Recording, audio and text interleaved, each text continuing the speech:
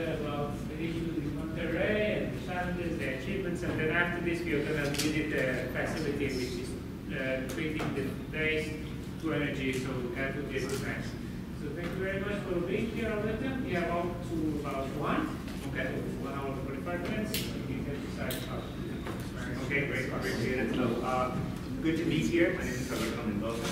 I was listening to the previous presentation, and I would suggest that we follow the same dynamics. I mean, ask any questions you might have as we go along.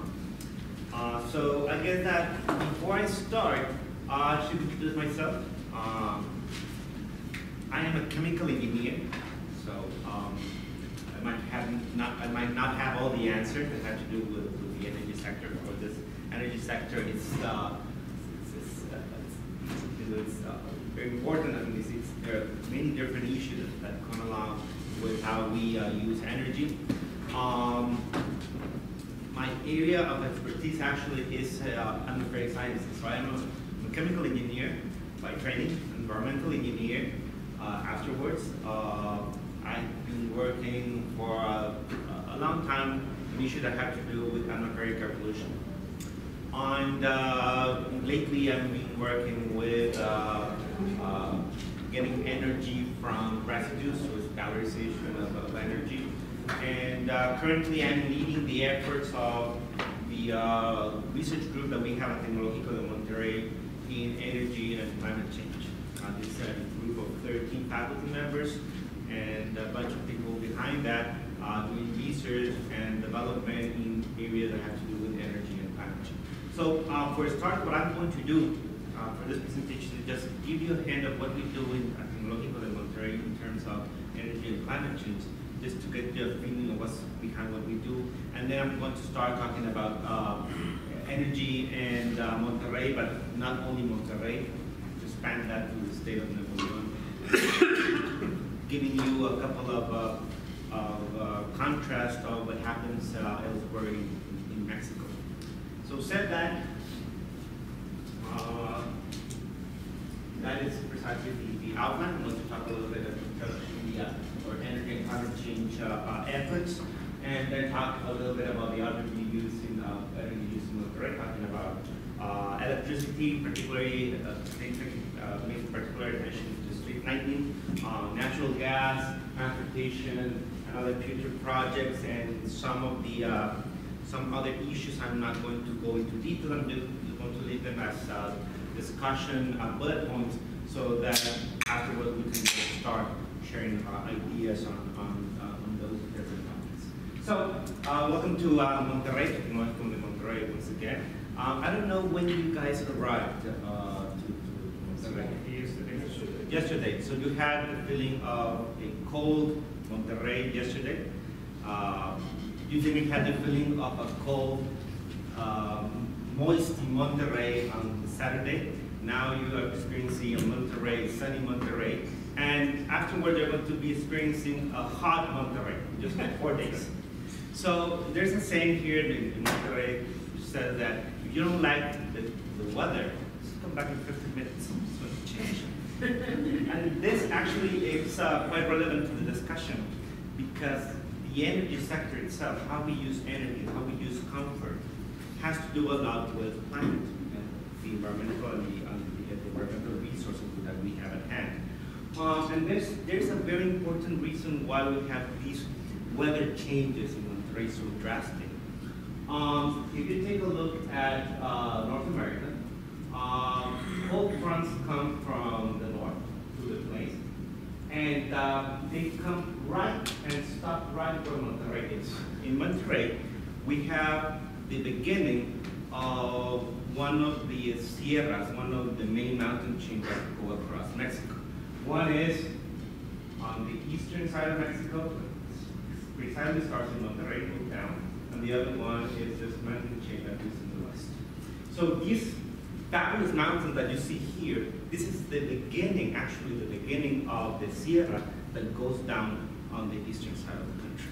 So this mountain chain actually presents a barrier for those cold fronts, and when they come to Mexico, they stop right here, And we can have a couple of days of very cold weather, and then they're going to retreat, go back to the north, and then you have this very, very hot weather. I'm going to talk much more about these weather conditions, because once again, what happens in the energy sector and how we use energy, particularly in buildings, you know, and this is one of the things that I'm going to be discussing, the built environment, the buildings, one of those sectors that uses a bunch of energy. And the way that we use energy in the buildings marks a lot of what's going on in the rest of the energy usage. So, that's a pretty big term, okay, right? So, a little bit of why probably energy is currently so important in Mexico. I mean, if we were to have this discussion a couple of years ago about energy and institutional issues about energy, I would say that there is nothing much to be discussed. I mean, there is Pemex, Petroleum Mexicanos, or state-owned coal company. Then there are the state utilities, electric utilities, provide electricity. And if you were going to purchase energy, you have to make a contract with CFE. If you went to the gas station, you were going to purchase gasoline from Pemex, and that's it, we're done. What else? In just a couple of years, things have changed drastically in Mexico. Now, if you start driving around, you might not notice this because you are probably out of the country, but I still see people from this country. You will start to see gas stations labeled other than Pemex. That is a huge change for us. I mean, people that come from the U.S. or other parts of the country, of the world, you will see Shell and Exxon and GDP, et cetera, et cetera. That is new to us. If you were going to do a contract, an electric contract, if you were going to, you were part of a company, if you were going to purchase your electricity, you were going to purchase always from CFE. Actually, those things are happening. A company can now purchase energy from elsewhere, or it can produce its own energy.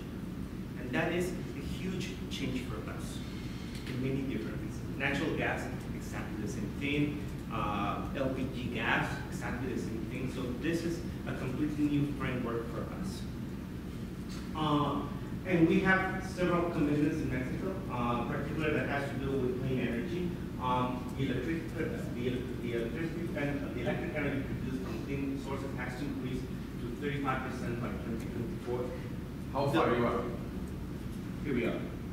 25% by 2018. We are currently at 22%. More or less. But there's a catch on that. There's a catch on that. We were actually much better a couple of years ago than we are today on renewables, on clean energy. And the reason for that is that for many years in Mexico, biomass, bioenergy has been huge. I mean, if you take a look at how the distribution of the electric consumption is, and you look at natural gas combined cycle, power plants, tool gas, even wind farms, et cetera, biomass takes a large bunch of the renewables of the clean technologies. However, the way that we are using biomass currently in this country is by those communities that have low income, and they use wood or charcoal to either cook their food, or they have to heat up their houses. And that is very low efficient, very high polluting way to consume biomass. Okay, these are typically open fire usage of wood. Just light up the wood and just start cooking, and whenever you have done char-growing activity with charcoal or with wood, you know that you are going to get a huge amount of smoke coming out. And that's not counted as clean energy. What's that? That's not counted as clean energy. Well, bioenergy is counted as. So that's the reason why I said there's a catch on this. That's insane. Yes. That's like our primary source Yes. of energy that we're trying to move Yes. away from because it Yes. must be. Yes. I know. It's just you. What's that? Just you. Because when we talk about biomass, for instance, we can use, for instance, in Brazil, we use sugar cane. Yeah. real biomass because despite the fact it pollutes, it's zero GHG emission Right. because you can replant that. I completely agree. So that's the reason why I say there's a catch in this, on how we in Mexico are accounting bioenergy. And of course, we do similar things like in Brazil. We use our sugarcane residues to produce energy, or use ethanol, or gasolines, etc., etc. But wood usage and charcoal usage, particularly in low-income communities, or even in Monterrey. Monterrey is one of those places where we like meat, meat well done, and we call it carne asada. So the aerosols, the atmospheric aerosols that you see in Monterrey, in particular matter, a bunch of that, of fine particulate matter, comes from char broiling, cooking activities. And this is not, I'm not talking about now, in that case, low-income communities. I'm talking about the typical citizen of Monterrey that is in a Sunday and they want their party. Yeah, yesterday you just got out of your place or whatever, and you can see. You can actually smell it.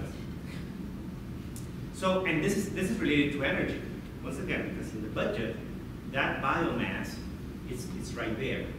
And a fair amount of what we are consuming, energy-wise, comes from that biomass in terms of the renewables. So, this, of course, has to be, of course, there are institutional instruments that are coming along and are changing as we speak. There has to be energy reform, energy transition laws, with energy certificates, and of course, this what I mentioned, of course, has to work along with our commitments to climate change. And one of the commitments that we have in Mexico is that we need to reduce by 25% unconditionally or greenhouse gas and short-lived climate pollutants emissions by 2030. And in this case, the short-lived climate pollutants in our case, very important, is black carbon. So this content of particulate matter that comes once again, for example, from charcoaling, from using biomass, uncontrolled use and burn of biomass, is going to the atmosphere. And so we recognize that bioenergy, for example, is a big issue for Mexico, but we need to do much better the way that we use that bioenergy. Okay. So in terms of Tecnológico de Monterrey, and this is just very quickly, we basically have 4 major initiatives. One of that has to do with nanotech, through research, development, formation in nanotech, entrepreneurship, innovation and education. And the 4th one is energy. That means that we are assembling our research groups to talk with each other in terms of what's going on in the energy realm. And of course, energy is one of those things that it is not only a technical issue. There is no only technical solution. We need to look also at public policy, incentives, the economics that is behind all of this, because otherwise we might have the best technology out there, but if you don't have the economic incentives, if you don't have the public policy, then it's going to fall apart. So in our case, we work in this relationship on the sustainable use of energy resources and the environment by looking at energy, the best way to use energy, renewables, alternative energy efficiency, and its corresponding impact on the environment, in particular in the atmospheric science. So the objective of this research group is to conduct research, innovation, and technical development to address the needs of the industry, government, and society in areas related to energy and climate change. Now, another word that is very common to hear currently in Mexico is energy transition. There's even an energy transition law. So what is this all about, energy transition? At least in our view, that this is Tecnológico de Monterrey view, is the first thing that you need to do is energy efficiency, reduce your energy intensity. And And this is typically the way that it works in the real world. I mean, if you are looking at a building and you want to do a better job on how to manage your building, the first thing that you do is start looking at energy efficiency strategies. Making changes to the bulbs, the lighting, the air conditioning system, etc., etc. That is the low-hanging fruit. And the same thing will happen, of course, in the industry or in your household. The first thing that you look at is energy efficiency. I mean, we don't need to look that far. And sometimes we have forgotten this, and we try to start looking at fancy stuff, just because energy was so cheap. Different places, for different reasons, different types of energy were rather cheap. In Mexico, energy was very, very cheap. If you look at the prices of natural gas is very cheap in Mexico. It was, depending on the year, $2 per million BTU, $4 per million BTU. And if you take a look at the energy prices in Europe, those were like $7, $9 per BTU. So we had very cheap natural gas, very, very cheap gasoline. And we just went through this process this early this year, this January. We hadn't finished it actually, of what we call the gasolinazo, which is like a punch in gasoline. Prices were very low. They were controlled by the government. We had to pay that from our taxes, of course. Iberdrola, La Natural Fenosa, these energy companies have already facilities in Mexico. They are producing electricity, and they are competing with CFE. Currently, the transmission is owned by CFE. CFE currently is the only one that it is transmitting, because all the power lines belong to CFE.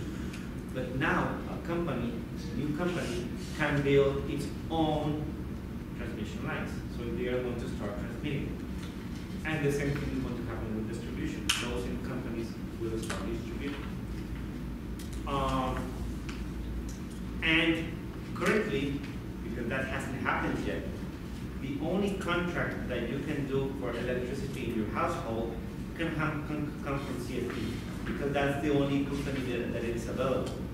But as we go along, new companies are going to start going into the market, and then you can start purchasing your electricity from these other companies. Not yet. That is going to happen as we go along. Something is different with natural gas. In the case of natural gas, we already have companies that are selling natural gas. Is there any other Latin American country like this? Like Mexico, we are very unique. We are one of a kind. I can choose who is going to provide me the electricity. I know. No, I know what no, I'm we saying. can't. No. But We and Cuba were the only ones that had. so there's no competition in any other country, like Peru, Brazil, Argentina. No, I think that there is competition. In Colombia, there's competition. For householders. Yes, I think Yeah. there's some. You can pay CFE or another one. Yeah. It's because You don't? no. And we don't think about that. Oh, I thought you had it. No. Yeah, you have it. No, for sure not. I will pay my bill Uh-huh. for CFE, and I cannot choose. Huh. But now I don't think any company is interested in supplying energy to households because it is subsidized.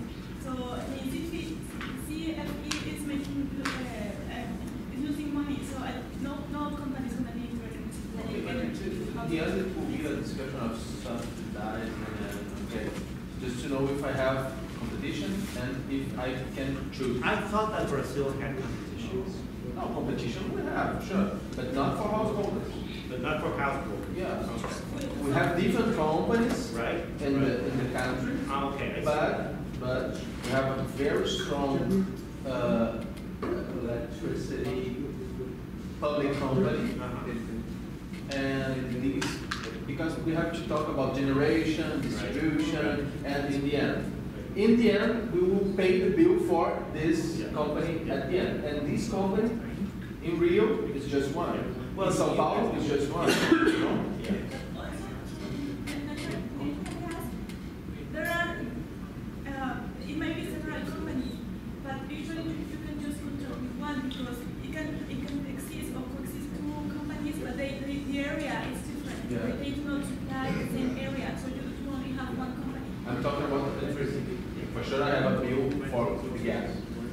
it's not forbidden. I mean, I think it's something like agua y drenaje here in Monterrey.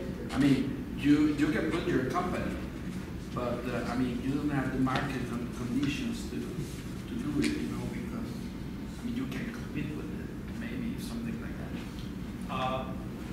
So governance with respect to water is a bit different. No, but I mean, maybe it's not forbidden as it was. Right, right. Now, what people are suggesting is that as this process goes along, CFE will choose what is the market that they are going to start competing.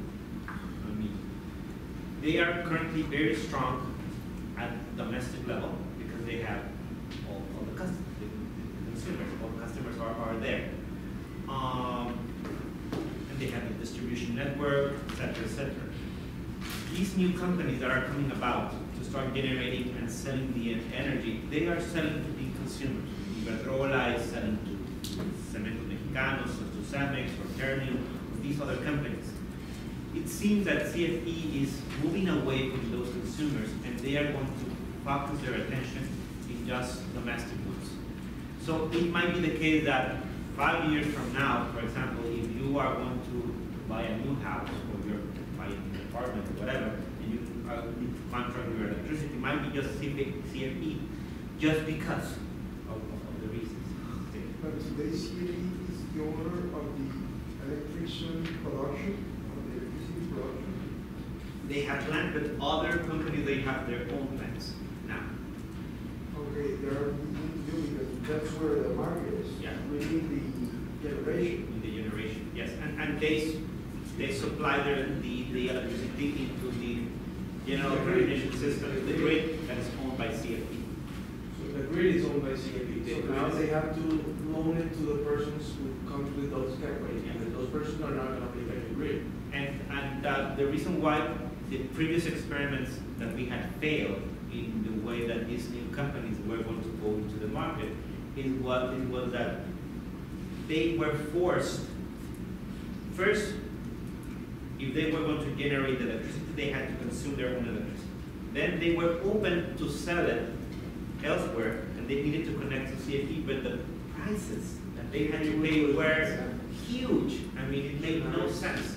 So now it's a tariff. Now it's gone down very dramatically, and now they need to pay for the rent of space. But now it makes sense. And these companies, even they are new and they have newer technology, their generation costs are lower than CFE. Now they can be competitive.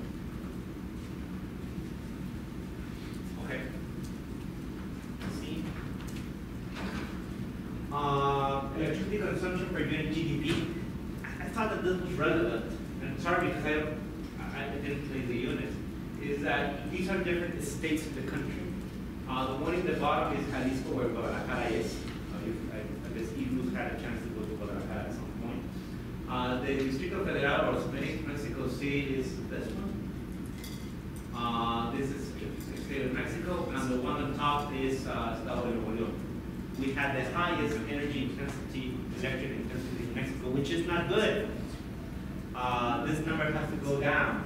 Depends if you consider all the industrial sites that you have and the That's- work population that you have. That's exactly the point. That's exactly the point. One of the reasons why that number is so high is that the huge industrial activity that comes along in Mexico, and all of these companies are very high intensive energy wise. Once again, we talk about glass and cement. All of these consume a bunch of energy.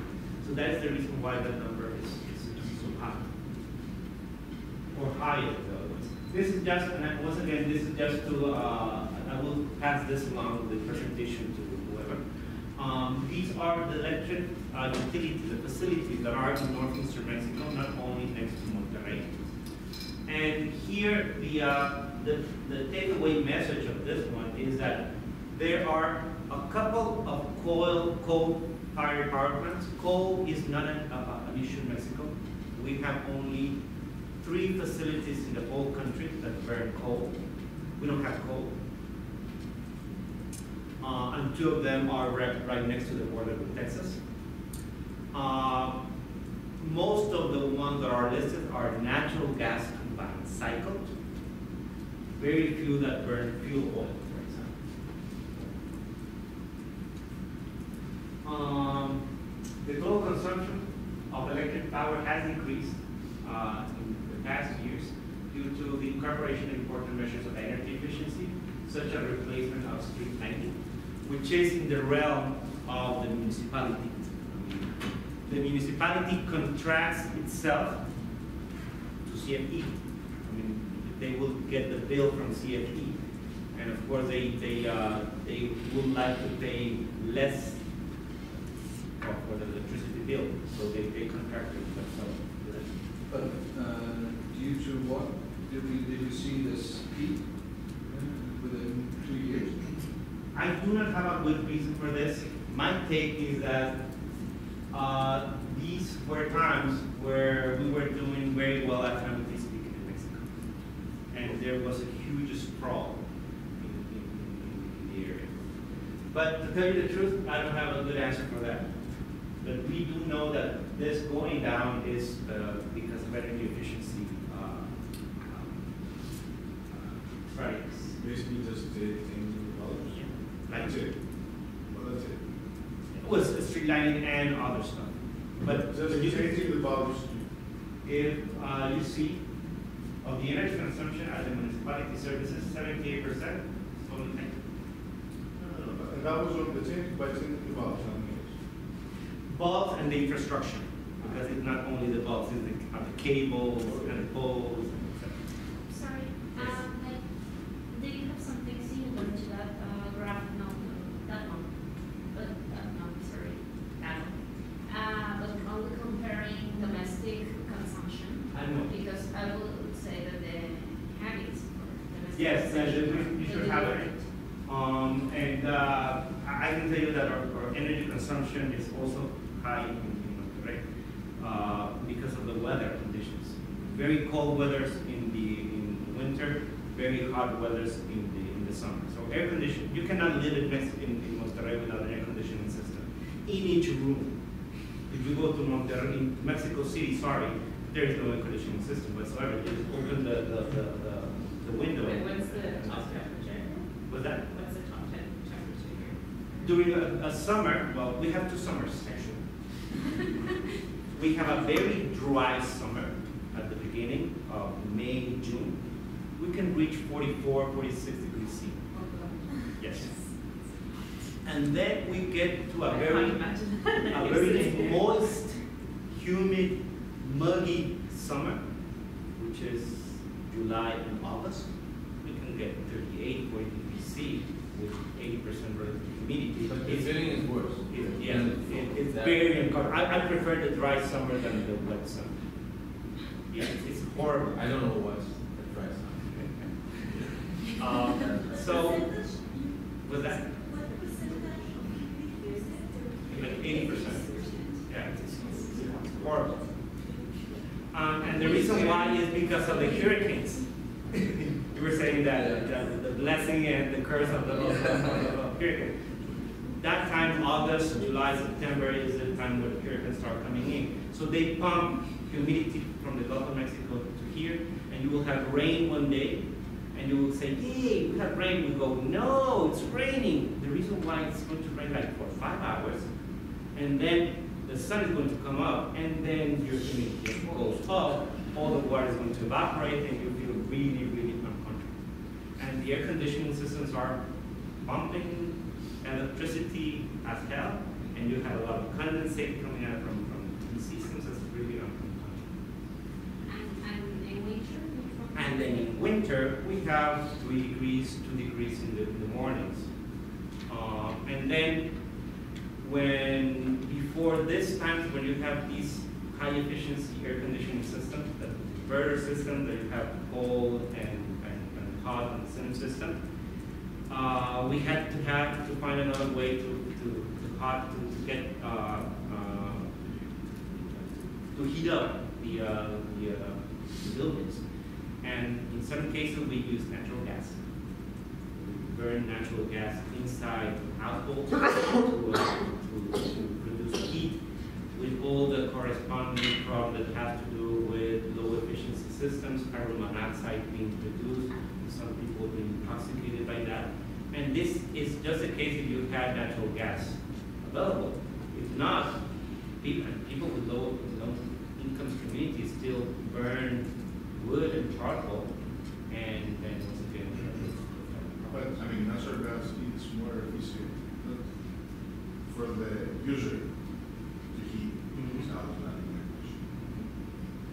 By far. By natural gas than. yes, and the prices help. Yeah. You have very, very low prices. I don't know what price. Very low prices. Very low prices. Okay, so let me keep going. We have very nice solar energy potential in this part of the country.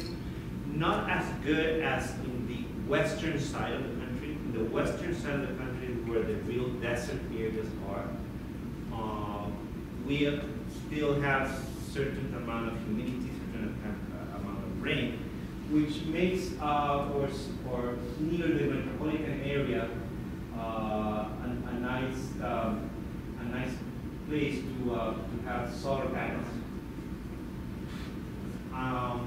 There are incentives that the federal government has to put upfront so that people can purchase, for example, their solar panels to heat up water for domestic use.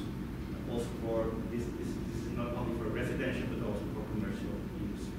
So if, for example, you're going to purchase a new house and you have and you work for an institution or a company, and you are part of this program that called Fonavit, then you are going to get a credit for purchasing what we call clean technologies. So you are going to get an incentive to purchase solar panels for heating up domestic or commercial water, but also for electricity generation. And this is also a major change that has occurred in the urban infrastructure. You were able to have a photovoltaic solar panel in your house, and you could use electricity in your house. But given that CFE was the owner of the distribution system, you could not sell your electricity. You were not allowed by law. That has changed with these reforms. Now, if you have your household a solar panel and you are not there, and this is summer, and you are producing an exceedance of electrons, then you can pump those electrons back to the system, and you will get credit in your invoice, in your bill, and your bill is going to go down. That's working right now? It's working as we speak. Yes, it is working as we speak. Yeah. Do you pay for using the grid? Because the thing is that as household you can feed into the grid, but then someone has to reinforce the grid. Right. Because you're bringing all kind of imbalances. Right. So people who generate electricity, should they pay for a grid reinforcement, grid maintenance? How is it there? I really do not know. But what I do know is that even though that this is happening, the amount of people that are actually doing this is very, very small. So basically, it's not affecting currently the grid. And my take is that, and this is just my assumption, is that they haven't looked at that yet because they want to listen to the direction. So that's my wind potential, you might think that this part of the country might not be one of those where wind farms could be installed, but actually it is. Most of the best wind potential that we have in Mexico is to the south of Mexico City, in the region of Oaxaca, La Ventosa. That is a very nice place to put wind farms. La Ventosa, translation, quote unquote translation, is windy, or the windy place, or something like that. You have strong winds for most part of the year at all times. And also, we have a very nice wind potential in the Baja California, south of California, in the western coast, in the peninsula. We have very nice winds right there. You might think that Monterrey is not that big, but we have actually 2 wind farms that are working as we speak. One of them, this is Monterrey. One of them is to the west side of the metropolitan area, coming from the road from nearby city of Saltillo. You're driving to Monterrey, you will see this wind farm. And another one has been built to the north of the metropolitan area. And these are investments from Spanish companies. Those investments couldn't be true, was again a couple of years ago. But now the incentives that we have and how the electric market is being transformed makes feasible for those facilities to occur, to be built. And there's another institutional catch on all of this. One of the ways that the country, the federal government, has established to foster the introduction of renewables is by means of these clean energy certificates. So out there in the world, you have several ways in which you can make incentive for people to actually invest in low carbon technologies. You can either have a carbon tax, or you can have certificates, as we have, and there's a bunch of different instruments that at the institutional level we can have. In our case, what we have done is establish that the way that we are going to pursue that people that generate electricity do it in a clean way is by means of these certificates. I'm going to give you a certificate in such a way that every time that you produce clean energy, you are going to get credit for it. It might, I don't know if it's the best way or not to do it. People have said, okay, let's look also at carbon taxes. These certificates were first deployed sometime the middle of last year. So it's basically too early probably to say it was the right decision or not. What it is true is that when the first bid for those certificates went to the market, the big winner by far, the major winner for investments in the renewables was solar. Solar energy was in Mexico the big winner. And actually the prices were below international level. They're very low. $40, $50 for those certificates. Very, very low price. And people were scratching their heads saying, okay, first of all, why is it that solar was a big winner? And second of all, was the price the real market price? And after doing some numbers, and I can talk with economists that know about this, they said, yeah, it actually makes sense. So,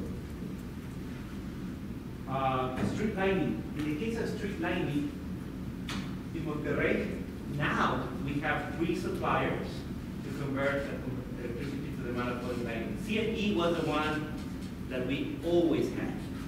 But Bioenergía de Lesa was one of those first experiments in which a company could produce electricity and sell this to, for example, a municipality, which is this waste-to-energy plant. They produce biogas from the landfill. The biogas is converted to electricity, and the electricity is pumped into the system. And the new wind farm, Eólica Santa Catarina, this is also selling electricity to municipality, public light. In particular, I know that you are going to go to the landfill, but just to give you a heads up on that, this one was constructed in September of 2003. And if I remember correctly, it was a Banco Interamericano de Desarrollo, the big Inter-American Development Bank, if I remember correctly, the one that took the money to do this. In the first stage was 7.42 megawatts capacity, installed capacity, and in 2009 it was increased to 5.3 megawatts for a total of roughly 17 megawatts, which you will say, well, that's not that great if you start looking at other facilities that produce 500 megawatts. Typical natural gas combined cycle can produce about probably 500 megawatts. This is only 17. But this was the first, to our knowledge in Mexico, the first demonstration project that actually used controlled landfill to produce biogas and to produce electricity. And to tell you the truth, you will say, okay, after 2003, the experiment worked out, and many places in Mexico are actually doing this. Not really. There are not many people that even know that the demonstration project was a complete success, I would say. It was a complete success. There are not many places in Mexico that they are actually doing this. The energy produced by this plant is capable of supplying only 60% of the energy consumption for public lighting in the metropolitan area. That's a fair amount.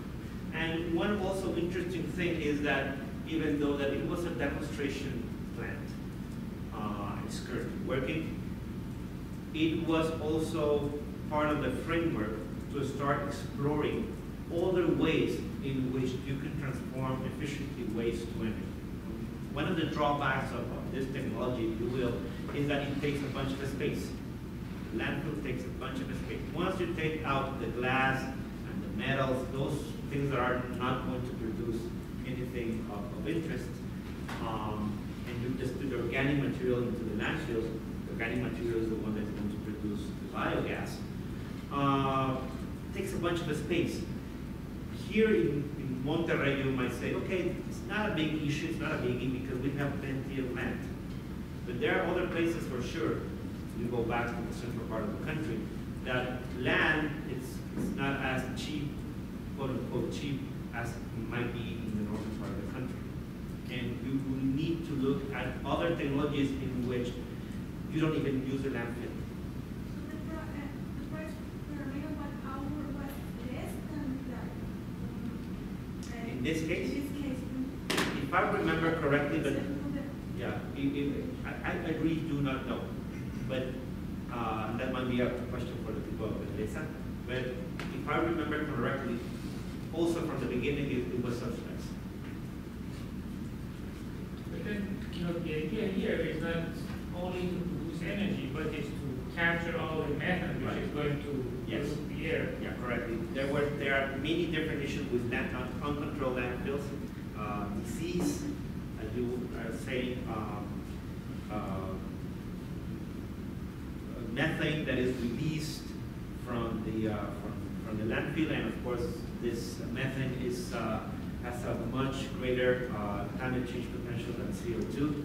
So there are many additional benefits. And this is something that you might ask when you go to Belleza. There is also a subculture of the waste management issues in Monterrey. The people that scavenge the waste, and they get a profit out of this, and they lead to the facilities. There's a very, very important social, probably more than technological issue that there are on how to manage properly the waste. And it's very hard. It was very hard for these people to get all of them away from scavenging. And part to close this is that even though, as I was saying, it was a good opportunity to demonstrate a very, very straightforward technology. They have exploring other options not to use the landfill. For example, this is a gasification pilot scale plant in which they take the organic material, it's gasified, high temperature, gasified agent. Basically, it means you are not going to combust the mixture. You are going to produce a syngas, a synthesis gas, that also has energy. But the main idea is that they are using these technologies that are not very easy to find. It was using glass arc. So these are non-conventional technologies, and they were demonstrating these non-conventional technologies. So that was also a nice thing about this story. So this is something that you're going to see there in the landfill. You have the landfill and you have the wells in which you are going to be capturing the biogas, and the biogas is going to be captured from these wells. Then that biogas, first of all, needs to be filtered out. I mean, you just cannot burn the biogas that is released from the landfill. It has certain gas components that are unfriendly, they are toxic, like sulfites. you know, that smell that you get from waste, or some of that is sulfides, and you cannot burn that, so you're going to get into trouble. And also there are vapors, condensable vapor. There's water. When you do when the bacteria do their magic in here and produce the methane, certain amount of water is also released. So if you put water into an engine, of course you know what's going to happen. So you need to condensate those and bring those back to the landfill. And after it has been filtered and stuff, then it goes into an engine to produce energy. In this case, it was a diesel engine, an industrial diesel engine that was revamped in order to burn the natural gas. It's commercial. This is commercial technology. So you are going to, here you have the generation facility, and after that, you generate,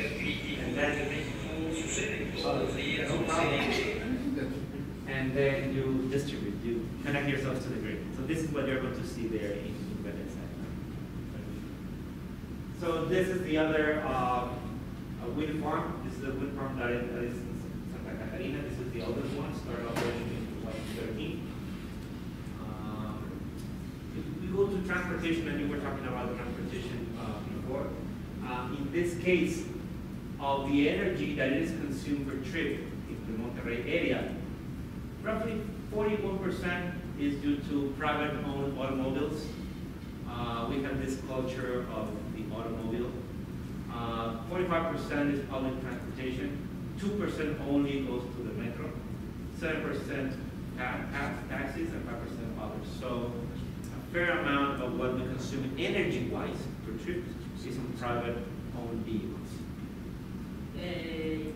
This is per trip, but not Per per trip. capita, right? No, this is because per like trip. the public transport is going to take a lot more persons per trip. This is per trip.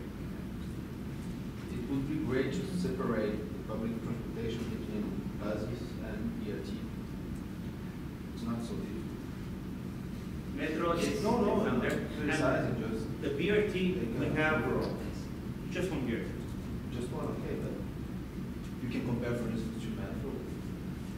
Yes. Probably, yes. probably it's higher than the metro. Now, to tell you the truth, probably, I haven't checked this, but we might not have even the data, because the BRT is very new. Okay. But yes, of course, it would be a very good idea to have that just to present and say, okay, there's an issue here with the efficiency of BRTs and public transportation. The BRT uses natural gas. The buses are natural gas driven. The rest of the public transportation are diesel vehicles. Really impressive with the 41% participation of cars. You don't have so much of a congestion like in Mexico City, because in Mexico City they only have 25%. This is energy per trip. Energy. This is energy not per cars. trip. Energy consumed in transportation. Trips per day. Yeah, just per day. This is about energy or about This transportation? is energy. This is energy. Energy used in transportation. Yeah, right. Okay. Energy used in transportation. So that's the catch. Now, if we go to some other number that probably might be easier to handle, the average vehicle speed in Monterrey is around 27 kilometers per hour. In Mexico City, it's around 16 kilometers per hour. It's very, very low in Mexico City. We still do have congestion, but our average speed is high. You might say, okay, 27. On average, going at 27. Yes. It's not rare. Yes. Because of the street lights and stuff, it's good enough. And of course, you know that as your speed goes down, then you are much more efficient. Your vehicle is much more efficient. It's going to use more fuel. It's going to emit more CO2, etc., etc. Probably I want to end with this. Yes, I need to end with this. Shale gas. Shale gas is one of those issues that is in the news, and it is conflict of interest and perceptions. I'm not going to get into much of that. What I would say is that in this area of the country, we do have some shale gas potential. And this potential is to the eastern side of the metropolitan area. This is relevant, this oil and gas activity that's going on in the eastern side of the country. You will see all of this is the Cuenca de Burgos. This is natural gas exploitation. This is dry natural gas. This is liquids. These are liquids, carbon excluded, oil. And I don't know if you had a chance to go to the Eagle Ford Shell, which is down to San Antonio area. I mean, it's just humongous the amount of activity that is going on there. If you were there 8 years ago, you will see nothing really going on. If you go today, you are going to see flares all over the place. A lot of activity that is going along. So what's my catch? That eventually we are going to start exploiting shell in the eastern side of the country. And there are some shells actually currently going along. Why is that? Once again, our natural gas infrastructure is expanding, and we have a fair amount of natural gas demand in the country. And probably this is going to come from shale gas that we have in the area. This once again boils down to, in Monterrey, we use a lot of natural gas. I mean, even more than we are a pass-through of the natural gas pipelines, we use a lot of that natural gas, either for industrial purposes. All of these green areas are industrial sectors. All of this is the main pipeline, the 48 inches pipeline that goes to Monterrey. So a bunch of natural gas that is being used for industrial purposes, and a lot, of course, for domestic. I was saying that Monterrey, 100 years ago, had already natural gas. It was the first city in the country that had natural gas, even before Mexico City. And one of the reasons for that is that we are not a seismic area like Mexico City.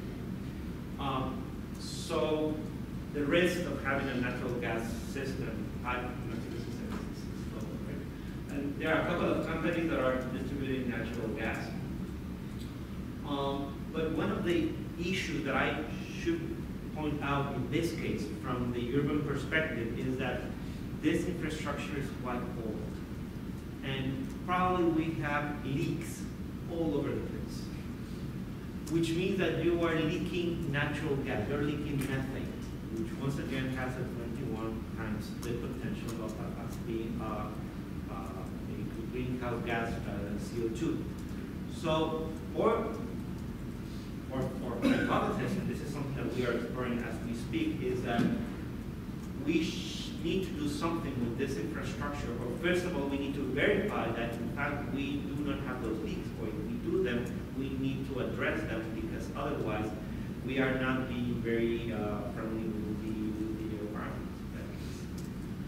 So the customers they supply are both, I mean, there are two companies. They both supply to industry and households and commercial. Yes. Yes. Yes. They compete for. They compete for the market. So you can have one pipeline and the other pipeline from company, and you can adjust one next to the other. The main pipeline is owned by CFE, Okay. but the distribution system is owned by the companies.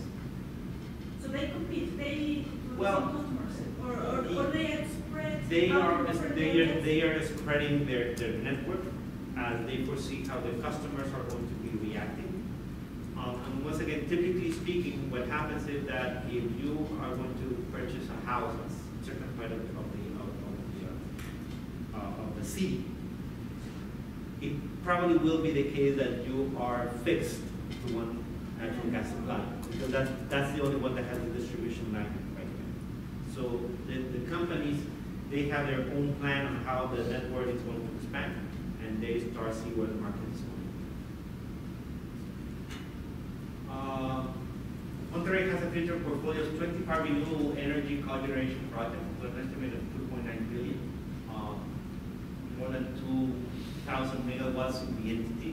It's a fair amount of energy. Currently, our installed capacity is the order of 1.4 gigawatts, so this is doubling, basically doubling for energy generation capacity of the state in a very small time When frame. you mean Monterrey, you mean the Nuevo León, in fact, Nuevo. the state of Nuevo León, yes. We have also cogeneration projects, and we talk about cogeneration, cogen, but this is typically that we will have it in buildings or services, commercial services, etc.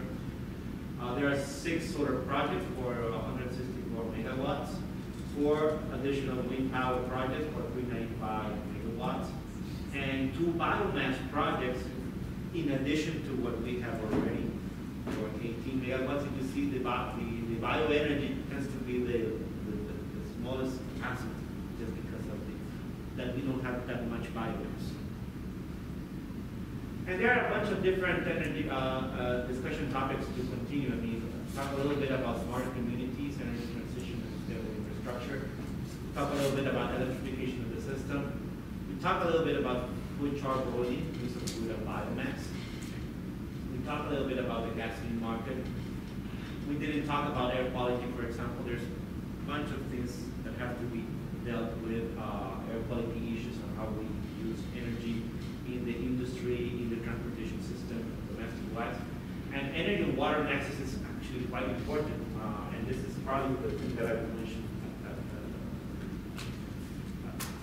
this point, is that when we talk about shale gas, for example, this issue about the huge amount of water that has to be pumped into the fraction.